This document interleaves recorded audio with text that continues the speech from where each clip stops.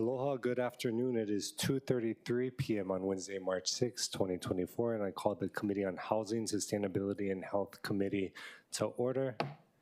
I welcome to the Chamber Committee Vice Chair Kia Aina, Committee members Okimoto and Toba, and also Chair Waters with us here in the Chamber today. Pursuant to Hawaii Revised Statute Section 92-3.7, this meeting will be conducted as a remote meeting by interactive conference technology with the following procedures in effect for the meeting. Members of the public will be allowed to provide oral testimony remotely or in person in the council chamber on all items on the agenda when each item is taken up. All persons who register to testify in person will be called upon first, followed by those who register to testify remotely. Persons who have not registered will be given an opportunity to testify following the registered testifiers. For those standing by remotely, please utilize the Zoom raised hand feature to indicate your desire to speak. For those joining by telephone only, please press *9 to indicate your desire to speak. I'll identify you by the last 3 digits of your phone number. When your number is called, press *6 to unmute yourself when prompted. Before testifying, each person shall state their full name and will be limited to a 1-minute presentation on each item. HRS Section 92-3.7 requires all votes at a remote meeting to be conducted by a roll call unless unanimous.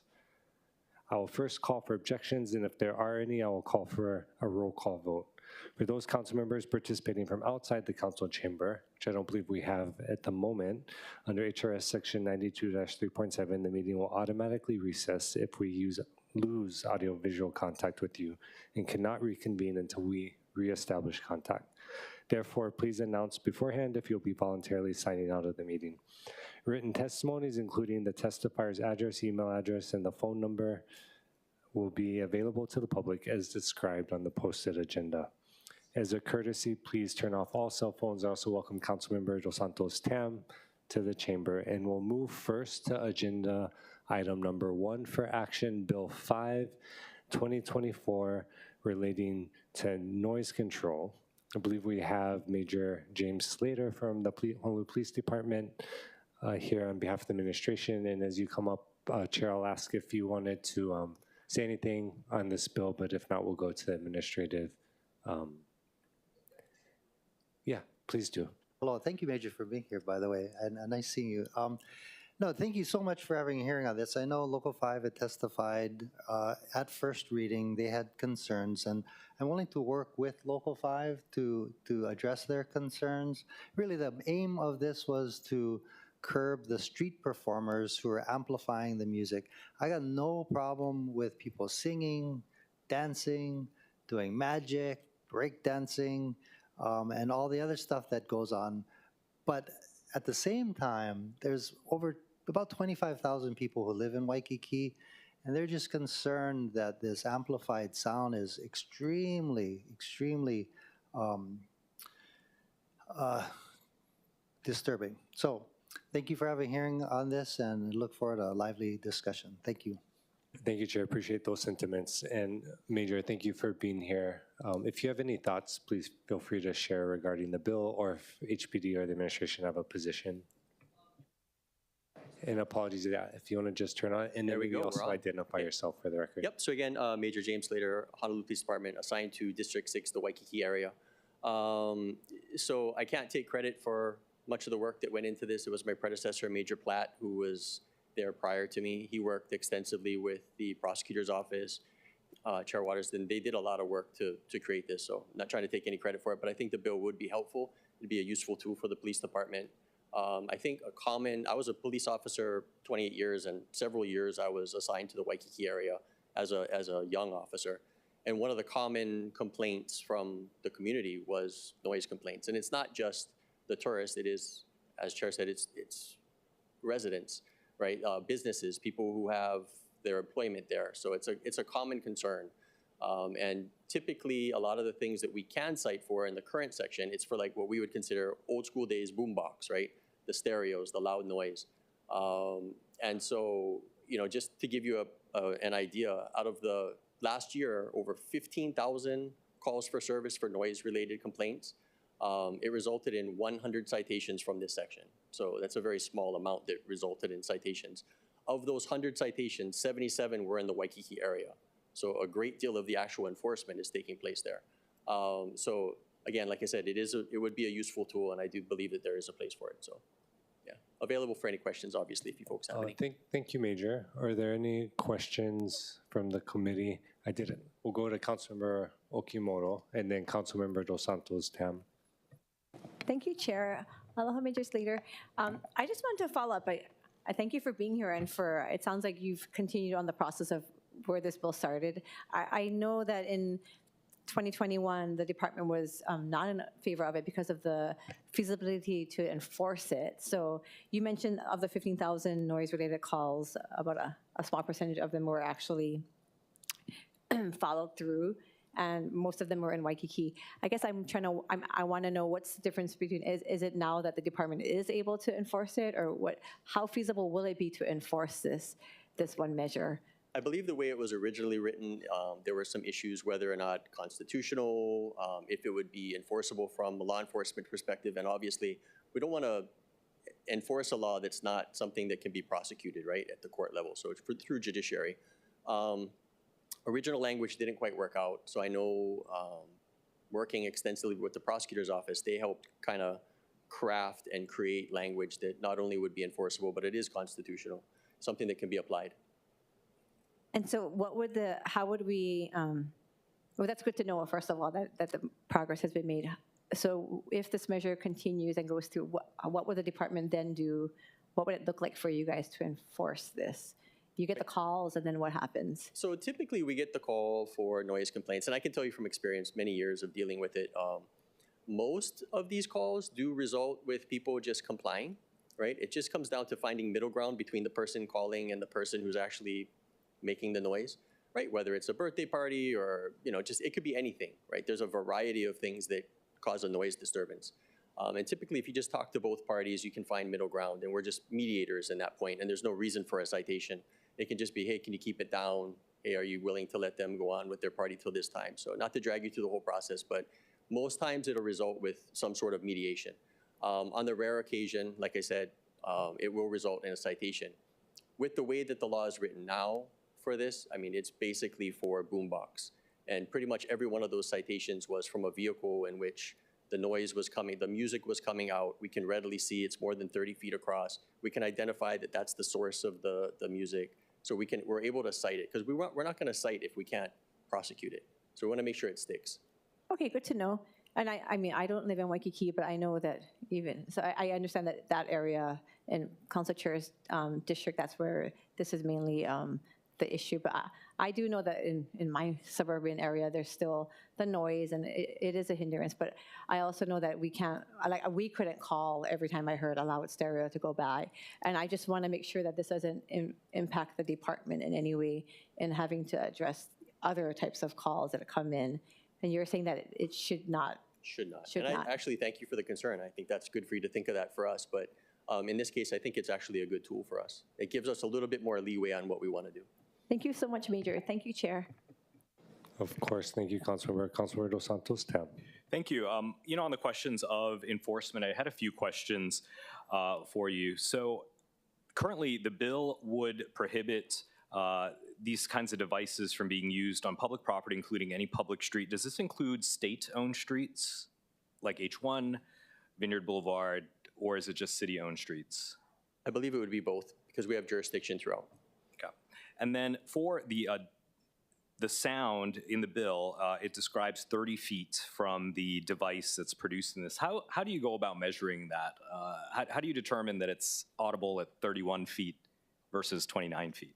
So we have to be able to prove that in the court of law. And typically, you can do simple things as far as lane markings. Like for cars, I can tell you it's very simple. The approximate lane marking between lanes is about 11 feet, 10 to 11 feet. So you can literally count how many lanes away it was when you heard the vehicle. You can also use other landmarks as far as light poles, different objects, and you can measure it out after. We have a stroller meter where we can actually do a distance. Yeah. And then the bill references, park permits and things like that. And the references to ROH 10-1.2, which describes 80 decibels at 10 feet with a certain type of sound meter. Does HPD have those readily available? And we do not. So I guess that gets to my next question. This seems to apply, I understand the intention that this is for these kind of loud boomboxes and vehicles going down the street, but as I read it right now, this would prohibit somebody from having a little Bluetooth speaker in Ala Moana Beach Park if it's audible from 30 feet away. And if I have a little gathering of friends, I want my friends 30 feet away. Ryan here is 30 feet away from me. I don't know, Matt, maybe Matt is, but I'd want him to hear the music too. How do we deal with that? If we pass this bill, how do we only enforce this against loud vehicles, but not interrupt people who just want to go to the beach with a little Bluetooth speaker? Okay, that's a good question. So I would say, honestly, it's up to the officer's discretion, but most times we're not going to cite for a small Bluetooth speaker in the park for some sort of a festivity, and it's not during the day, right? We're talking, and I can attest to the complaints that come in for street performers, specifically in Waikiki, where I've seen people get up and leave their open cafe area that's ruining businesses because there's a street performer not 10 feet away from them while they're trying to enjoy a meal and enjoy paradise, and somebody's just banging away on drums and a acoustic guitar, and it's blaring right into them. So they'll literally get up and just say, this is, we're gonna leave. So I think officer discretion would come into play, and obviously we're not trying to go after everyone who's enjoying themselves at the park, but it would have to be something that is definitely obnoxious or extraordinarily loud. I get that. I just worry that the bill as written is just very, very broad. And I'd much rather have something that's specifically targeted to the specific issues at hand. Because again, as it stands right now in black and white, it says, anyone who has portable speakers or microphone, if it's audible from 30 feet, that's illegal in a public park or, public street or anything like that. I just worry that we'd end up, penalizing people who are just trying to have a good time at the beach or in a park or whatever, which gets to my last question. I know it's up to officer discretion, and this gets to a bigger sort of constitutionality question. How do we, if we are going to say the standard is 30 feet, portable speakers, microphone, sound system, et cetera, how do we make sure the officers or the people complaining aren't complaining about the people in the park playing reggae music very loudly versus the people in the park playing Vivaldi very loudly? You know what I'm getting at? No, I understand. And I don't think that's something, even if somebody were to complain, we would need a complainant. The person complains that, hey, I can hear this music, it's loud, it's, overbearing for the area and whatnot. It just comes down to, are you respecting everybody's space, right? And obviously, we want to respect everyone's rights, but at the same time, you got to think about the people who are actually offended by the loud noise and things. I kind of liken it to, a lot of people say, well, it's Waikiki, it's supposed to be loud, it's supposed to be noisy. I don't think any of us would want a street performer on our sidewalk outside of our house, and I think our front yard is about 30 feet, so I'm on my front lanai enjoying a cup of coffee and somebody's banging away on drums, I'd be upset and I'd call the police. People live in Waikiki, there are residents. So I do believe that while I understand where you're going as far as maybe I have a personal preference over music, so I'm not gonna complain because I like that sound of music versus this sound of music. But again, the law is the law, and we're not gonna take into the account, well, he was playing reggae, so I like that, so I'm not gonna cite. We're not allowed to have those biases. I suppose I worry that there's just people who will complain about one versus the other. We get a lot of complaints.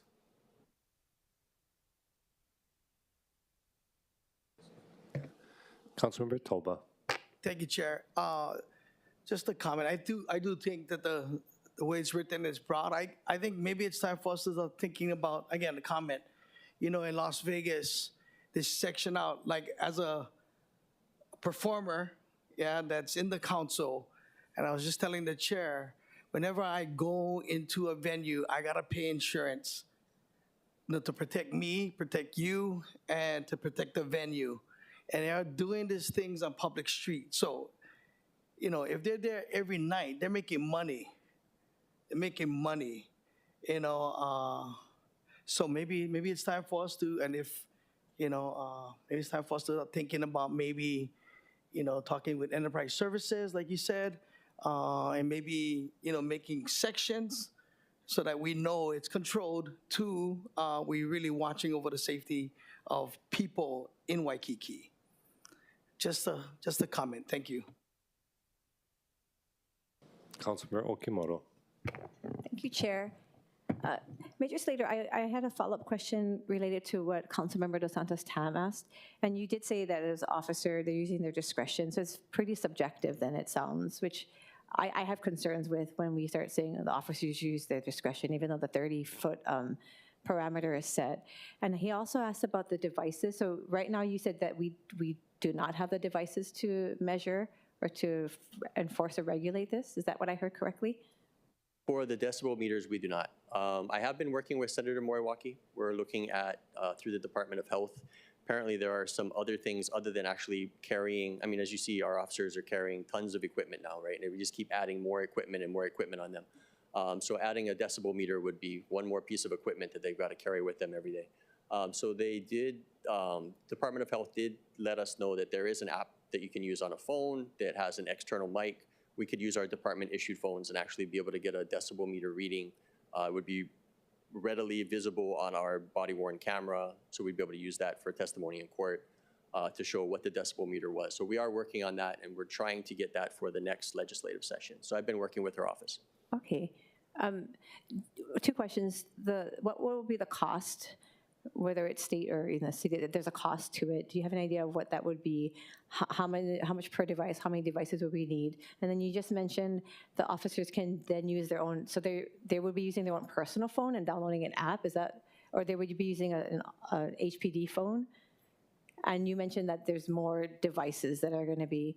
The concern is that there's more devices. I do have questions about what we're doing to add on to, again, to our officers who are out there. And I'm sure all of us, in some form or another, have had complaints about the violent crimes that are increasing in our districts. And so, to me, even though this is something that it is a hindrance, and again, we hear it even in my district, I do have concerns with now. What are we having our officers now carrying around other devices, and we're having them to enforce something else when their time could or should be used to address more violent crimes? Okay, so several questions, right? So the first one, would we be using our own phone or the department phone? It would be the department-issued phone, right? We wouldn't be using our personal cell phone because that obviously would have some court ramifications. But we would be using the department-issued phone. The way that the Department of Health was describing it, it's an application that can be put on our department phone, wouldn't be any cost to the department. And then the meter reading itself would come from a microphone that's external and attached. Wouldn't be that difficult to do. Again, it's in the pilot stage where we just started talking about it literally 3 weeks ago. And that's something that we're looking into that wouldn't have a major cost effect on the department, and it wouldn't tax the officers, and we wouldn't be carrying any additional equipment that we already carry.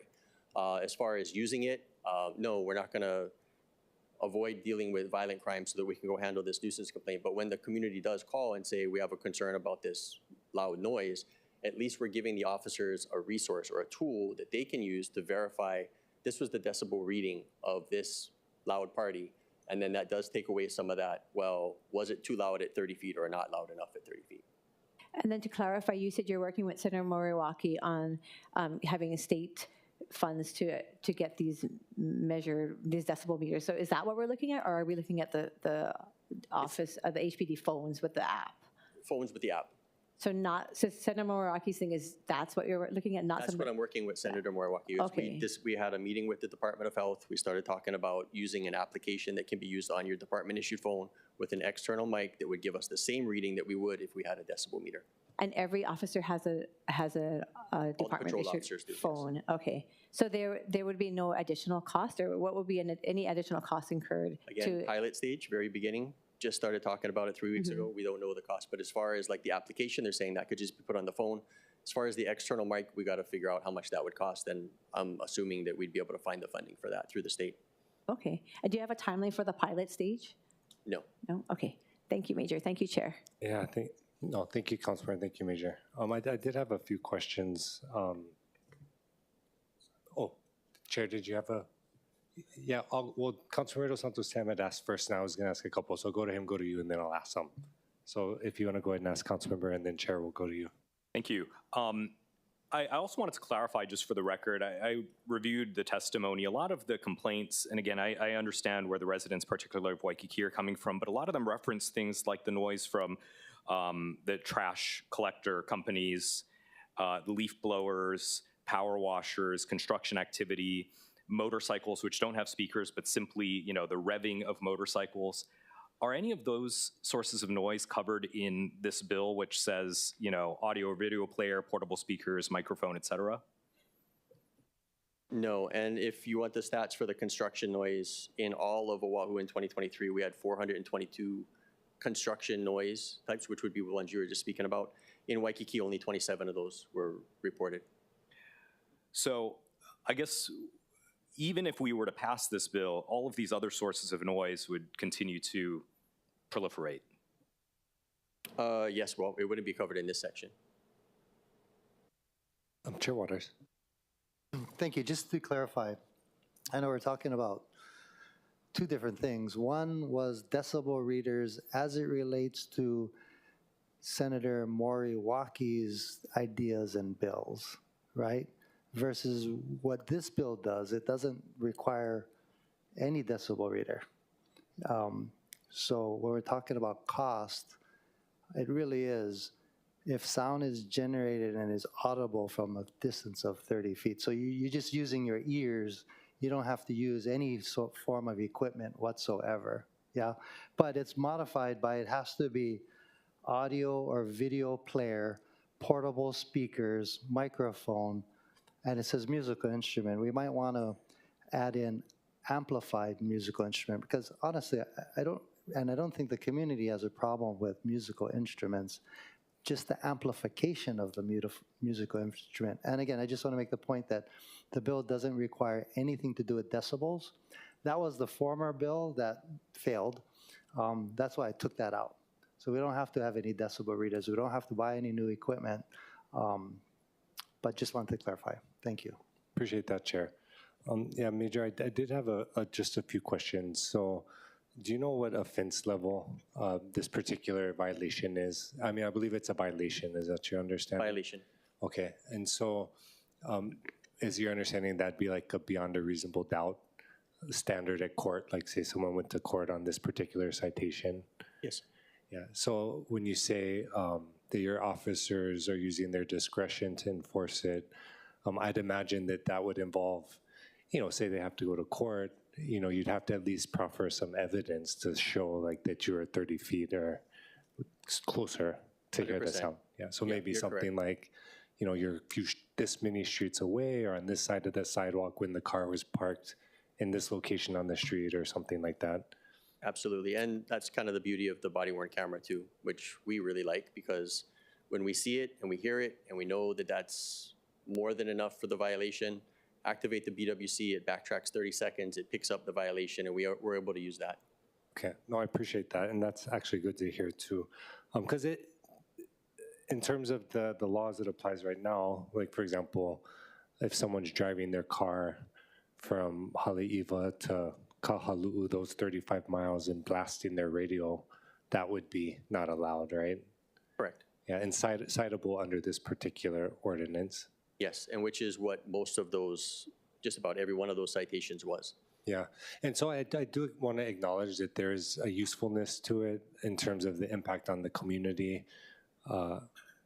Understanding, of course, we're prioritizing, and I think you already do prioritize violent crimes, because of course that's what you're going to respond to first, but then we do see just an impact on neighborhoods and communities when sound rises to level. But I do maybe want to dive a little bit deeper into just the analysis or what applies or how it's contemplated when maybe certain activities rise or could be classified as First Amendment activities. Is that something that you'd require a permit for, or does an officer do an assessment, or how does that factor in? Like say someone is engaging in what they would classify as free speech. Does that still fall under this ordinance if they're using these particular devices? Yeah, so in a situation like that where you're actually having somebody trying to exercise their freedom of speech, I mean, obviously you would still be able to apply certain aspects of this. We've had people using their freedom of speech where they're actually harassing people, disorderly conduct, doing things that are people are complaining about. And again, that's why we have supervisors as well, right? And everything is on body-worn camera. So we would actually be able to call a supervisor to the scene, help assess, determine whether or not this would apply for someone freedom of speech. Are they actually breaking this law or other laws? There's a slew of laws that could be broken in that situation, but typically we try to do our best to make sure everyone's rights are being respected. Okay, and so just to clarify, because I think, there's different components, like are they exerting that in court, or, are they exerting that at the street level interaction with an officer? So are you saying that that conversation sometimes comes up when a citation is being initiated or contemplated, like there's an assessment of whether there's a free speech activity going on that falls outside the scope of the ordinance, or whether the ordinance still applies because of time, place restrictions, or I don't know if you have anything you can add to clarify that. Yeah, the assessment will go on during the encounter with the individual, and then that's when, if the officer is unsure or wants clarification, they can just simply call for a supervisor. They come down, they'll go through everything and make sure where are we at with that. Okay, and I appreciate that. I appreciate the work that's gone into it by HPD, your predecessor, and yourself. And just bring that up because I think that's been the bulk of the concern that was shared, at least at the last meeting that we had. And I think in the testimony we received in opposition, I do believe that was kind of the main concern raised by the community. But I don't know if there are any other questions from the community. I see Chair Waters, so we'll go to you. Thank you. I just want to point out that I'm not creating a new law. This law is already on the books, right? It's 41-6.1, prohibited noise. And let me just read it to you all without the amendments.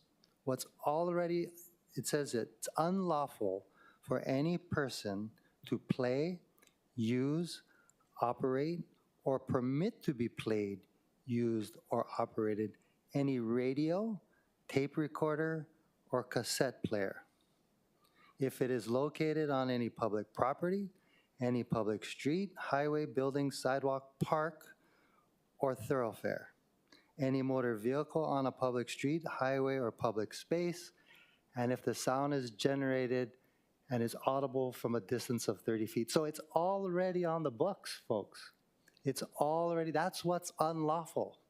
All I'm adding on is to make it more, I guess, enforceable is the word machine or device for producing or reproducing sound.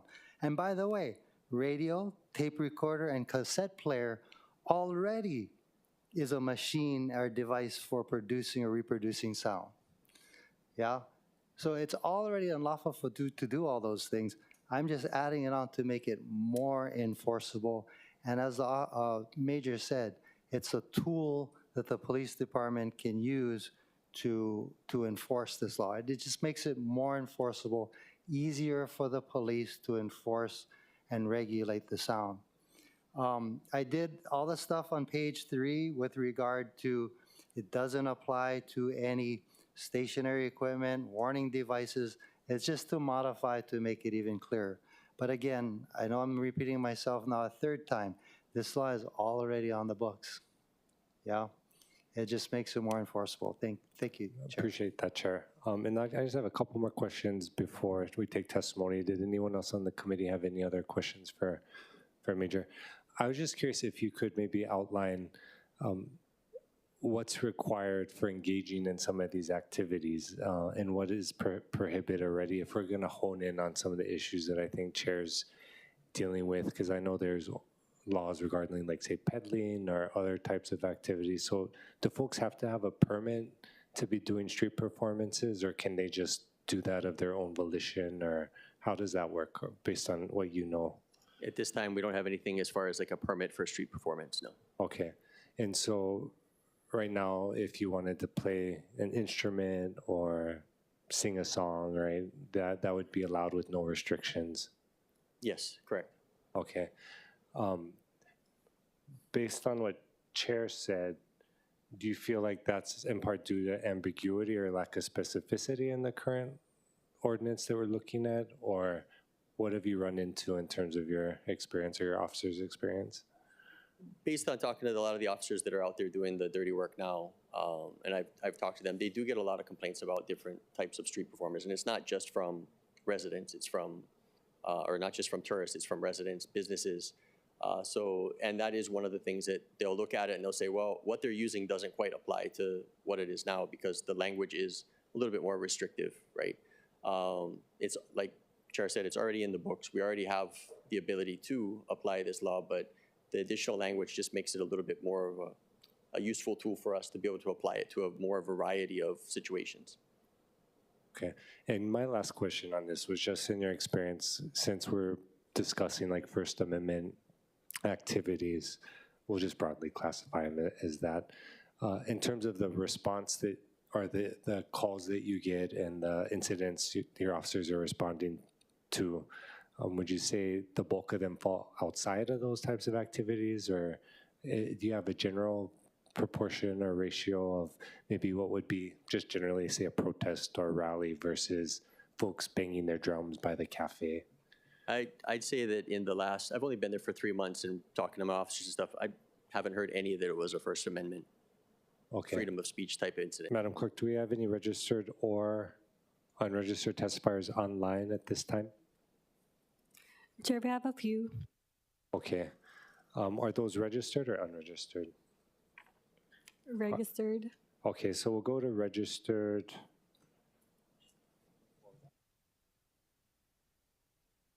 Yeah, so we'll go to registered. If they're online, we will go Margaret Murchie, then Louis Estrachik, and then Mark Harpenow. So Margaret, if you're online, you can unmute and proceed. Margaret has not logged on. Okay, we'll go to Louis. If you're online, I see you can go ahead and proceed when you're unmuted. Thank you. Thank you, Chair. My name is Lou Erdeshek. I've lived in Waikiki since 1990. I've been on the neighborhood board for probably a good 25 years. I have been the vice chair of the neighborhood board for about as long as I can remember.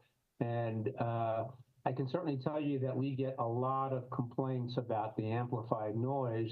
I know for myself, and don't get me wrong, I actually like the street performers. I think they add a lot of color to Waikiki, but I can recall one night walking into Waikiki and thinking to myself, oh, is there a parade going on or something like that? And then as I got closer, I realized, no, it wasn't a parade.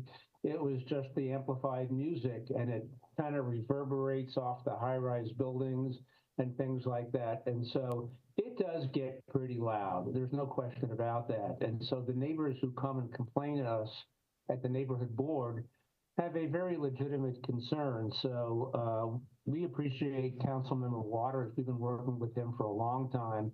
And I know he's tried hard and worked hard to try to rework the bill. So I certainly hope, I thought some of the comments, like from Councilmember Dos Santos Tam, I mean, it was certainly valid concerns. I mean, you don't want to overreach, obviously, but I think the bill looks pretty good, and we certainly hope the council will at least keep the issue moving and take some action to help the community. So thank you very much.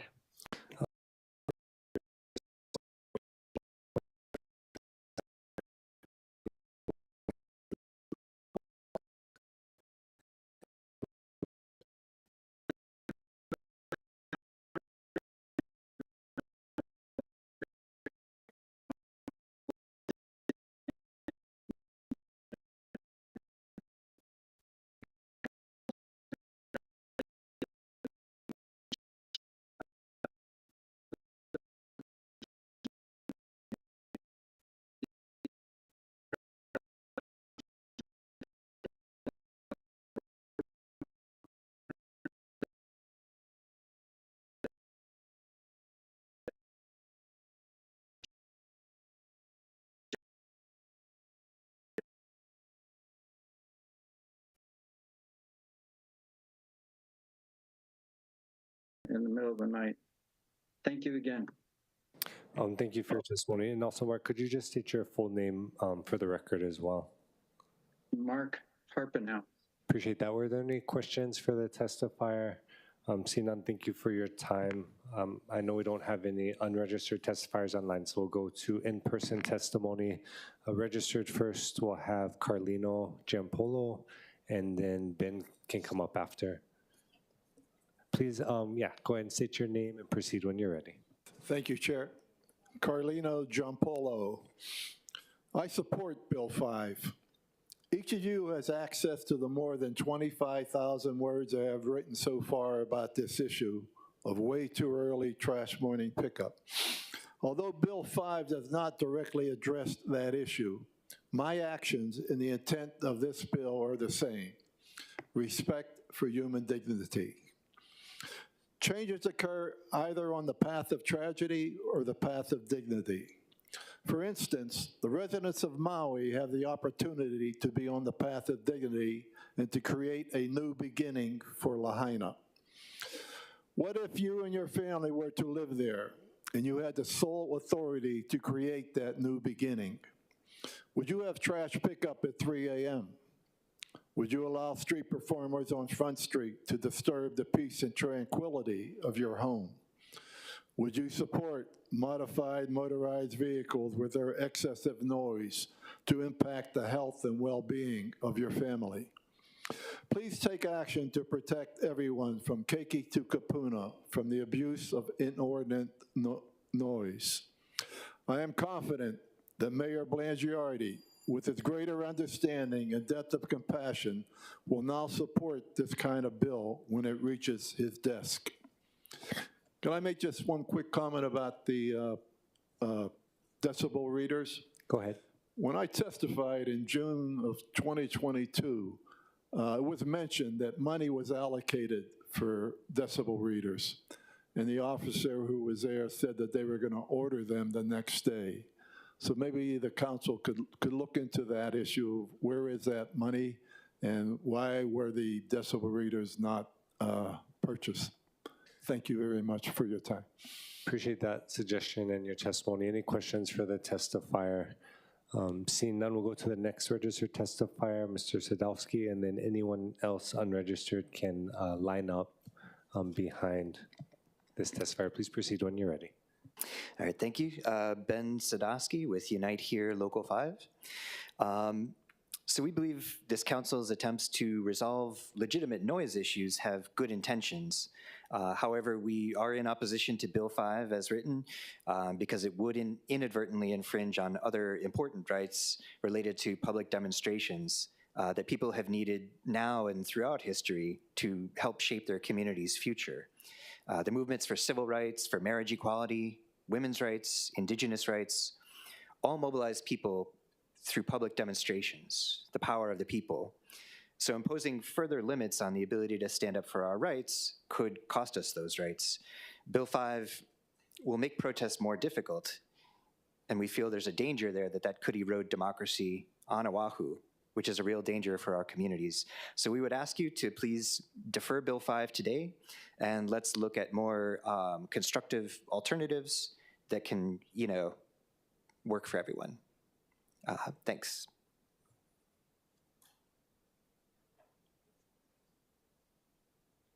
Mahalo for that. Any questions for the testifier? Chair Waters. Hi, good afternoon, Ben. Thank you for being here today. We did meet earlier this week, right?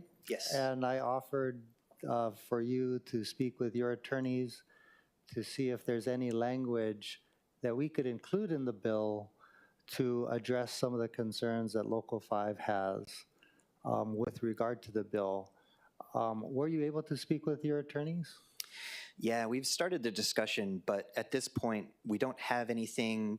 We feel that the changes in the bill are kind of broad and sweeping in a way that, we'll need more time to be able to figure out. It's, we don't feel like we fully understand all of the implications of the bill yet, and so we want to try to, get more of a chance to figure out what that actually will mean. I can't speak for all of us here in this room, but certainly for myself, I appreciate the good and hard work that Local 5 does in advocating for our hotel workers. So that's why I'd like to accommodate you. And just to point out that one of the main concerns you have, and correct me if I'm wrong, is that if you need to have a public demonstration, whether you're striking or not, that you want to be able to ensure that your union members are protected in their ability to get out there and protest. But you also, I've noticed, had bullhorns and things of that nature, and I've walked the picket line with you. I was proud to do so. But that's what we're trying to protect, right? I mean, because you did read the bill, which also says that it's already against the law for any person to play, use, operate, or permitted to be played, used, or operated any radio, tape recorder, cassette player if it is located on a public street or highway, right? So I'm looking forward to your proposed amendments and happy to work with you. But thank you. All right, thank you, Chair. Thank you. Seeing no other questions, Mahalo, for your testimony. Any unregistered in-person testifiers? If you want to go ahead and come up, identify yourself, and proceed. Angela Melody Young on behalf of CARES. Aloha, Council. So in strong support, so why should we care about noise? I'm going to give a broad overview and then focus on the specifics of the law. So noise pollution can cause health problems. This is from National Geographic. It causes health problems for human beings and animals, from traffic noise to rock concerts, loud sounds. It can cause hearing loss, stress, and high blood pressure. Noise from ships and human activity in the ocean is harmful to whales and dolphins that depend on echolocation to survive. From Iberdrola.com, a leader in clean energy grids and storage, a company focused on sustainability, says noise is like an atmospheric responsible for 12,000 premature deaths and 48,000 new cases of heart disease every year. Noise can be classified as atmospheric pollution that affects our quality of life, health, productivity, and general welfare. And noise pollution has an enormous environmental impact and does serious damage. And it interferes with breeding cycles. So with policy and noise pollution, how do you improve that quality of life? It also becomes a public safety concern. So it should be managed. It should be a responsibility, a heavy responsibility to manage noise pollution instead of just letting things get louder and louder.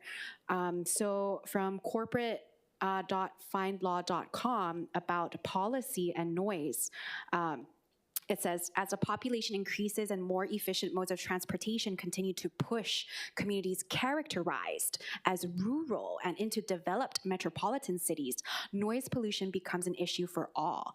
Noise produced by humans is recognized as a serious and growing environmental and health problem. Noise pollution causes health disorders, stress, hypertension, to permanent hearing loss.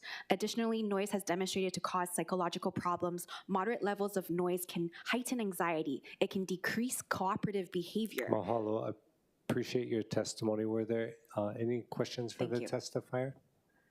Sensing none, thank you, Angela, for your time today. Any other unregistered testifiers? Seeing none, we'll go ahead and close testimony and come back to discussion before I make my recommendation.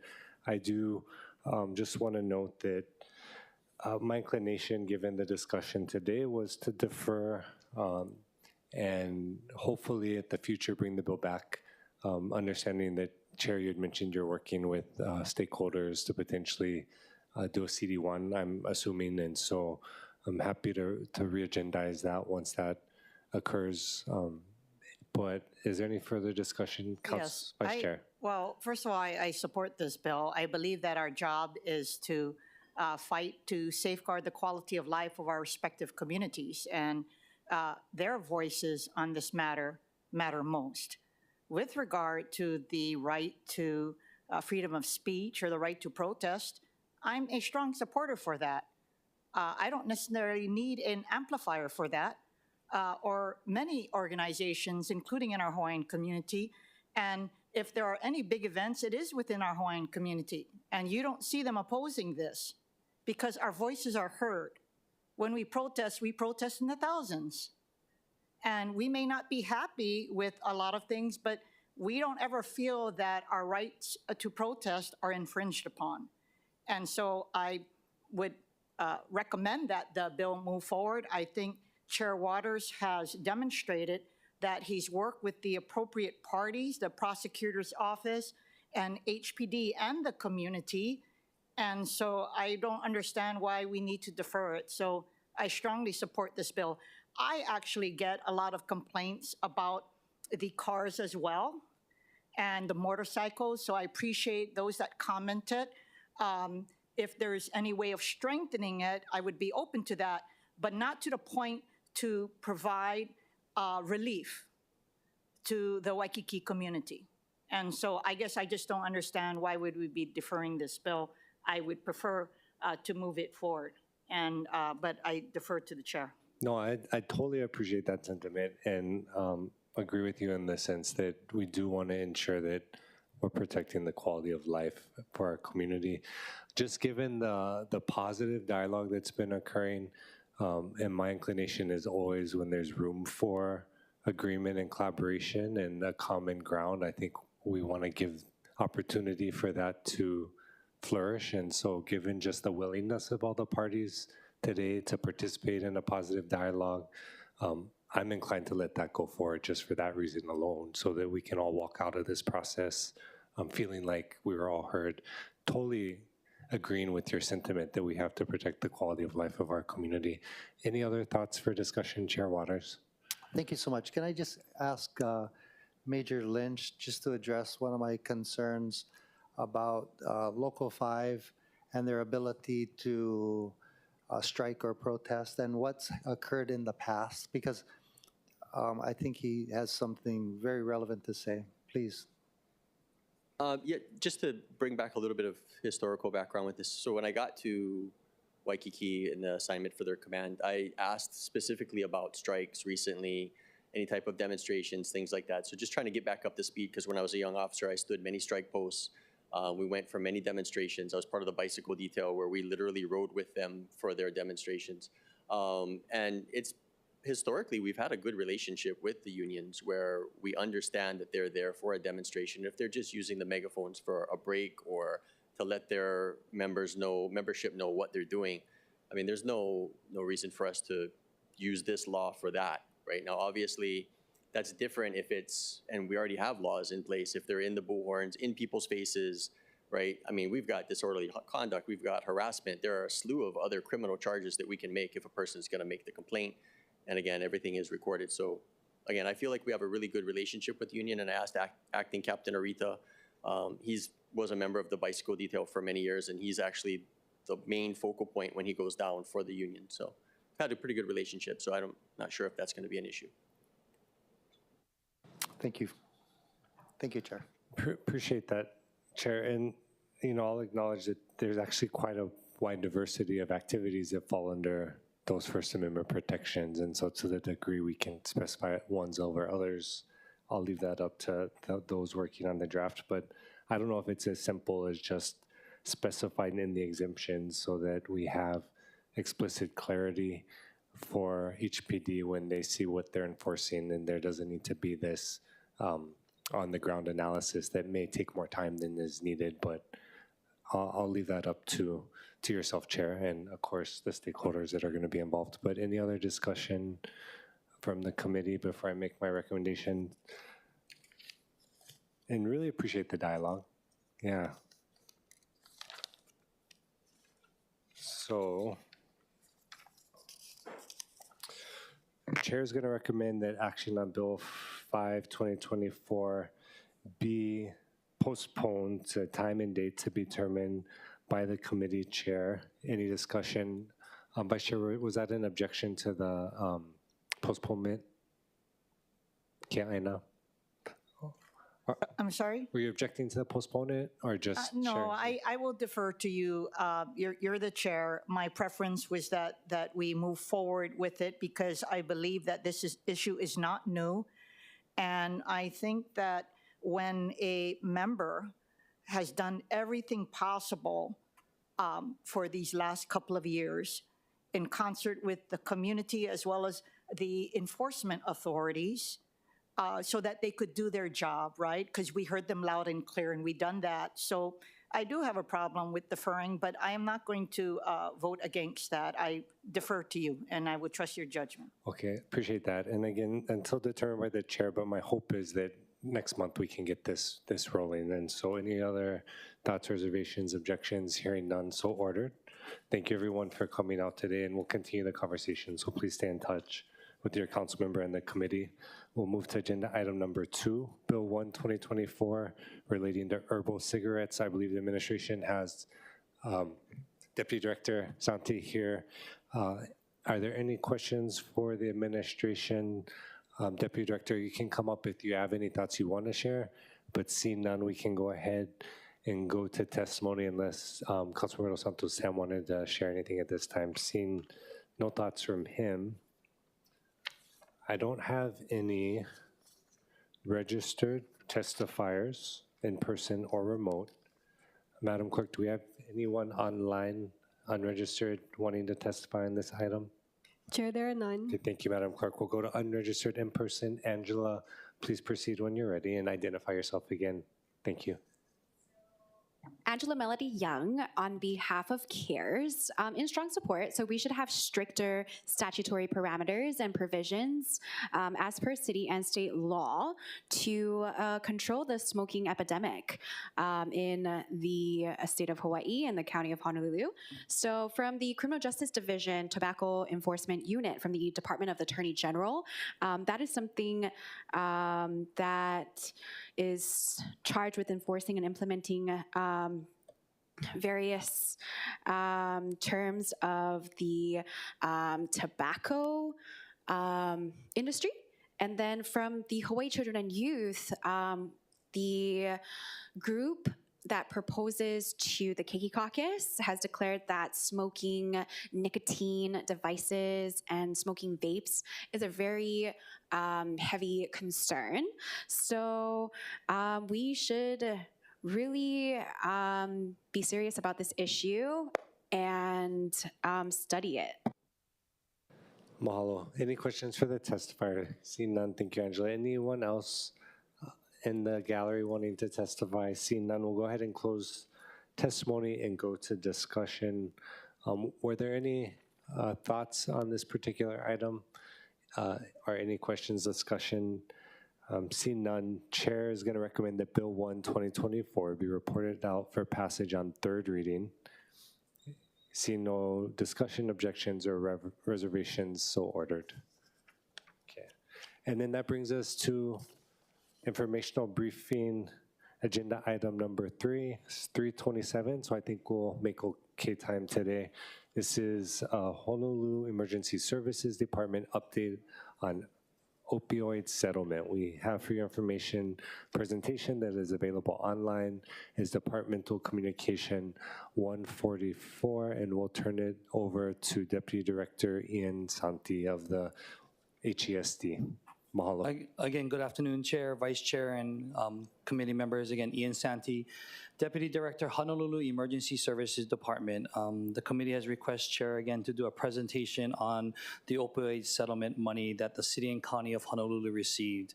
And I just want to preface that again with, this is settlement money funds that the state of Hawaii received, and then the City and County of Honolulu received a portion of it. And the presentation today is about what we're going to do with what we are doing and what we will be doing with the funds.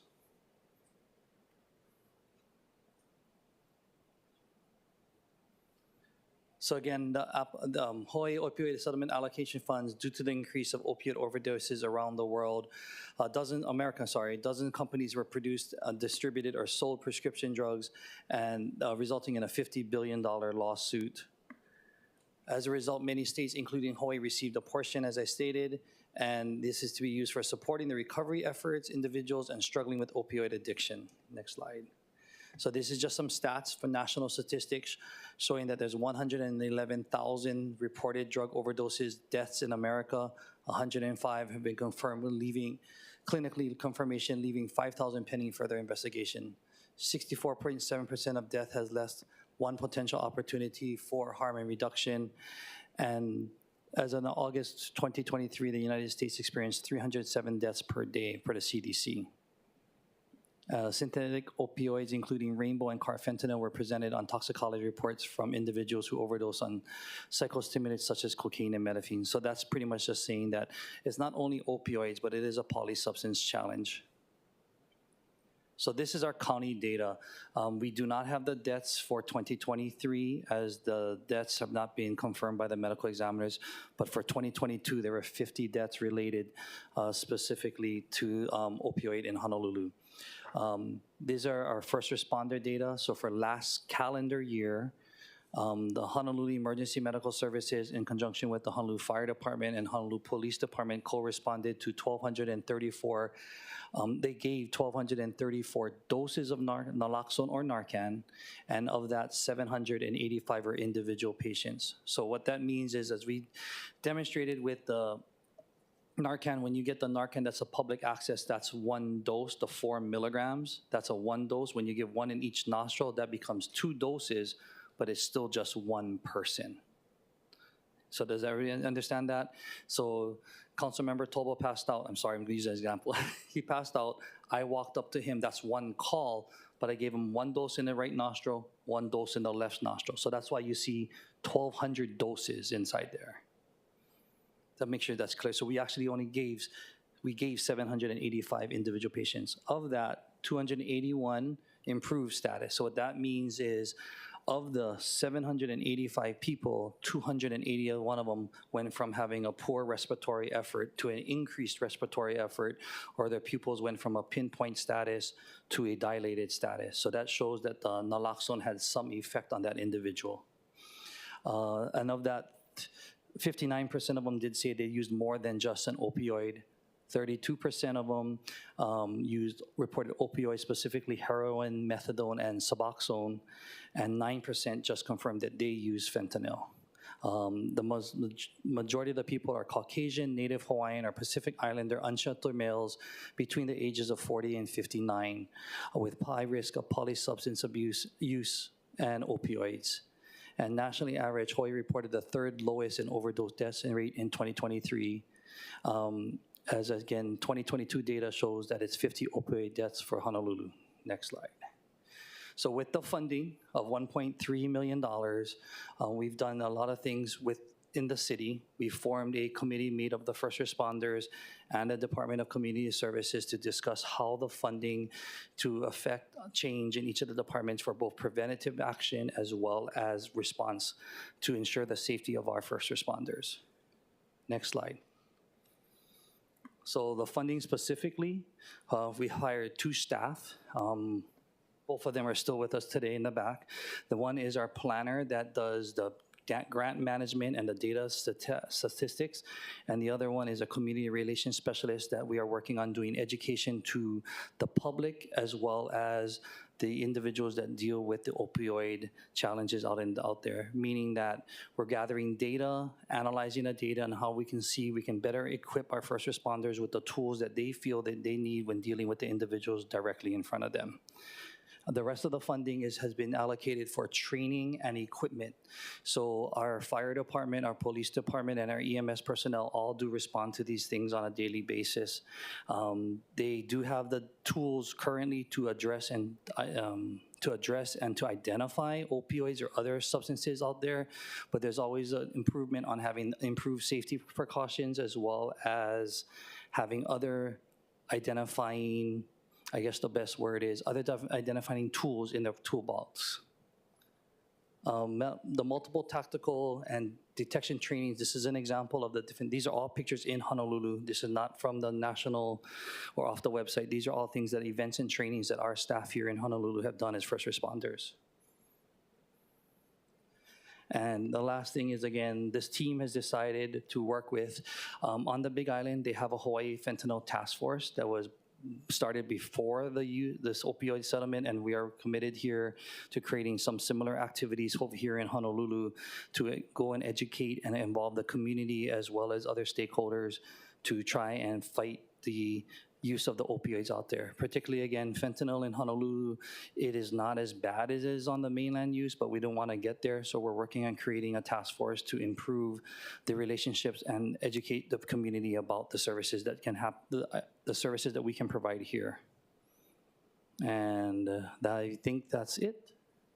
So I'm available for questions, Chair, and I know it's kind of going through it fast, but No, it's perfect. Mahalo, Deputy Director. I'll turn to the committee or anyone present. Did anyone have any questions? Councilmember Toba. Thank you, Chair. Is it because it's a lot cheaper getting these or a lot easier?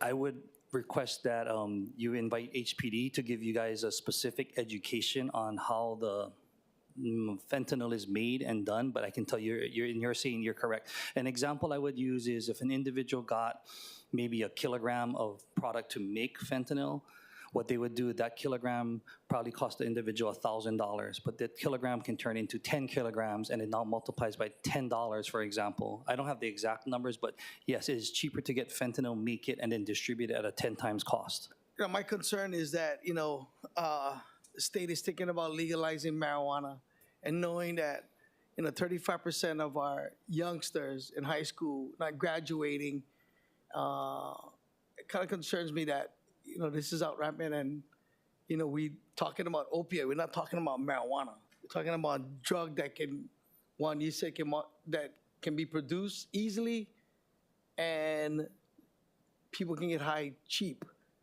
So, okay, I just. No, you bring up a very good point, Council Member, and I think that the concern about fentanyl, the concern about opioid, and the concern specifically related to this funding is, I give you fentanyl, you snort it, you eat it, you get injected. If nobody's watching your respiratory status, you'll be dead in about a couple seconds. Correct. So I think with the marijuana, they can smoke it, they'll be high for a while, Right. but they're not gonna die instantaneously. The drug of an opioid, if not properly managed, you will be dead.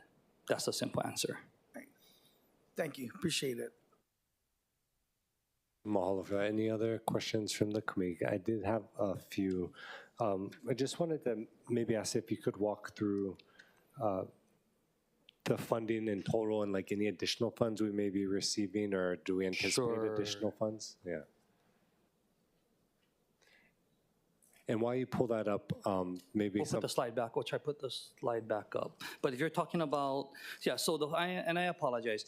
This is the first year of the funding. So over the next 20 years, the city and county will receive a portion. I don't have the exact number because we did not get the exact number from the state. It's an estimated of anywhere from 200,000 for each year up until about $1 million. The goal of the funding is to support our staff. So the funds, again, our staff that is working on this grant to manage it, to inventory, to identify the equipment, and to also coordinate the trainings and so forth with the other first responders, that averages about the 200,000 a year. So any additional funding that we get, our internal committee of fire, police, EMS, as well as our community services department meet to discuss how properly to address and also to take in the data that we've received from our research of doing surveys and so forth.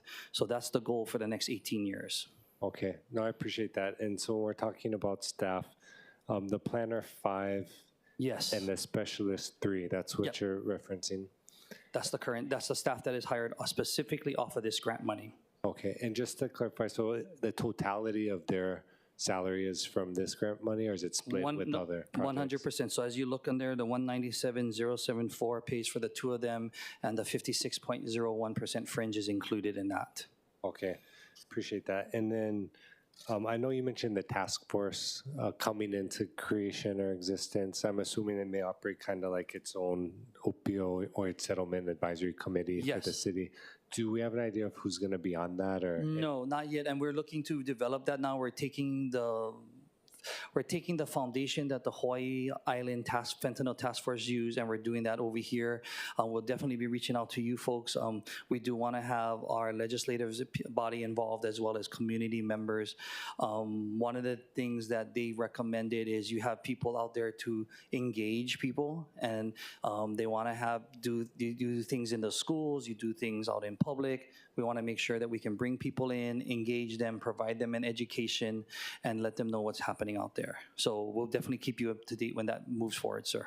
Appreciate that. And is it your understanding that the settlement funds can cover the administrative costs that may be associated with that task force as well? Absolutely. So yes, I apologize again, but the bulk of the funds is for equipment and training, but there is some administrative supplies, like, again, if we were to do a PSA or if we were to, that all funds will be, any activity related to this specifically will come out of this fund and not out of general fund or any other sources. Okay, appreciate that. And then understanding it's early, so just long-term, is the assumption that we would transition it to general funds if there's a need, like once the funds have been used?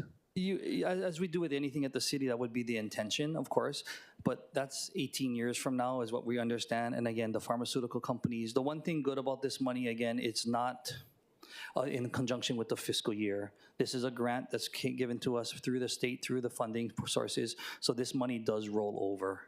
So at the end of the fiscal year, if we have $50,000 left, it gets added to whatever money is deposited from the next year's resources. Okay, appreciate that. And last question I had, I was just going to ask how you noted that we're third lowest nationally. Do you attribute that to any particular factors, or just is there potential for us to see an increase? Or you know, I am not the person that's out there on the ports or whatever, but again, I believe that one of the biggest challenges is being able to bring the substance into Hawaii, and it would have to come through either the plane or the airports. I believe our law enforcement, they do a very good job at trying to prevent it from getting here, whereas on the mainland, a lot of it is coming from Mexico and is driven across the border, or it's being flown into some other resources. But again, we don't have that resources where it can be just driven across the border, so I think that has a big challenge in it. Whereas council member pointed out about marijuana, that can be easily grown from somebody's seed next door. Okay, no, I appreciate that. And lastly, is it a fair assumption that members of the task force will also include maybe nonprofit providers? Oh yes, absolutely. We're actually meeting with H3RC and some other nonprofits to discuss options and how we can all work together, more importantly, to get more Narcan out there and also to support the community. Okay, I appreciate that. And definitely think it's important that those that are working with the communities most vulnerable or at risk be included. Yes. So it sounds like you're doing that, and look forward to hearing about that continuing. See no other questions from the committee. We'll go to testimony. I don't have any registered testifiers. Madam Clerk, is there anyone online unregistered? Chair, there are none. Thank you. We'll go to in-person unregistered. Ms. Young, please proceed when you're ready. And then anyone else in the gallery, please step forward if you wish to testify. Aloha, Angela Mella Young, testifying on behalf of Kapalama Neighborhood Security Watch. In strong support of the presentation, so fentanyl. So if we read the 2019 DEA National Drug Threat Assessment Report produced in partnership with local, tribal, and federal agencies, integrating the most available reporting from law enforcement, intelligence, and public health agencies. This assessment provides an in-depth strategic drug-related intelligence to inform counter-drug policies, to create priorities, and allocate resources. In the 2019 report from the DEA, it says that fentanyl continues to be sold as counterfeit prescription pills from traffickers. And also, from the DEA intelligence report of 2020, it also talks about the flow of fentanyl into the United States from international countries. So those are really good resources to read about. And the state has received over $19 million in 2023 in litigation proceeds from legal claims made against manufacturers and distributors of prescription opiates, pharmacies that have dispensed opiates, and other related parties for their alleged roles in contributing to the high rates of drug overdoses and other drug-related harms. The Hawaii... Mahalo, Angela, for your testimony. Okay. Thank you. Any questions for the testifier? Seeing none, thank you. Any other testifiers in the gallery may step forward, and seeing none, we'll go into discussion. Vice Chair. I just want to say thank you for holding this hearing, and thank you for emergency services and for law enforcement. It's clearly an important issue for enforcement as well as our communities. There's so much news coverage, and if you watched last night about how sometimes now it's taking more, and you alluded to that. Sometimes one dose doesn't work, but a lot of lives have been saved this week because there was another officer there with his own dose to provide that revived people. And so I have to tell you, I think if we all collectively don't make sure that we're on top of it and get you the resources necessary, the numbers of deaths in Hawaii and nationwide are gonna continue to increase. And that would be a shame, since in this case, it seems that there is a way for us to help. So I just wanted to applaud you for all that you guys are doing and providing that information to us. Thank you for that. I echo those sentiments, and seeing no further discussion, we are adjourned. Mahalo.